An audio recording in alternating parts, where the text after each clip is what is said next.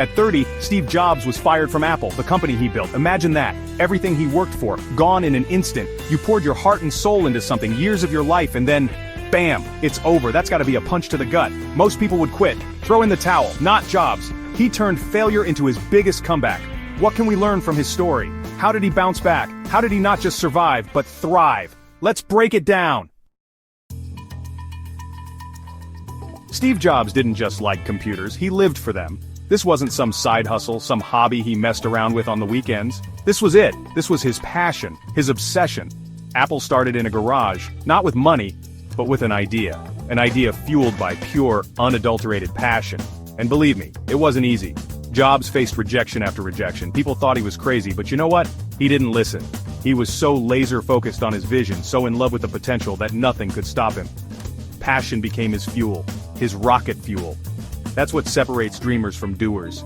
Anyone can talk about changing the world, but to actually do it, to grind it out day after day, year after year with no guarantee of success, that takes something special. That takes an unshakable belief in what you're doing. If you're truly obsessed with something, if it's the first thing you think about in the morning and the last thing at night, then nothing can stop you. You become unstoppable. Getting fired from Apple, the company you poured your life into? Brutal. It would have crushed most people. But Jobs? He took that pain, that rejection, and turned it into fuel. He didn't waste time feeling sorry for himself. He didn't play the blame game. He got back to work. He started next. And get this, he bought a little animation studio called Pixar. Pixar, the company that created Toy Story and changed animation forever. Years later, Apple, the company that fired him, came crawling back, begging him to return. His failure wasn't an end. It was an evolution, a stepping stone. So when you fail, and you will fail, don't let it break you. Don't let it define you. Ask yourself, how do I turn this into my advantage? Chapter 3.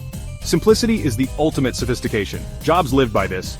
He hated clutter, hated unnecessary complexity. He wanted everything to be clean, elegant, intuitive. Look at the iMac, the iPod, the iPhone. These weren't just gadgets, they were revolutions. Revolutions in simplicity. Jobs cut out the noise, stripped away the unnecessary, and focused on what mattered, the user experience. He made technology human again, easy to use, a joy to hold. Less is more. It's about focus, it's about eliminating distractions. Chapter 4. Jobs was notorious for his attention to detail. I'm talking obsessive, borderline insane attention to detail. The feel of the iPhone in your hand, the curve of the iMac stand, the font on a Mac. He agonized over every single detail. Even the inside of a device where no one would ever see had to be perfect. Why? Because Jobs understood that details matter. They may be small, but they add up. They're the difference between good and great, between forgettable and legendary. Are you paying attention to the small things? Are you sweating the details in your own work, or are you cutting corners?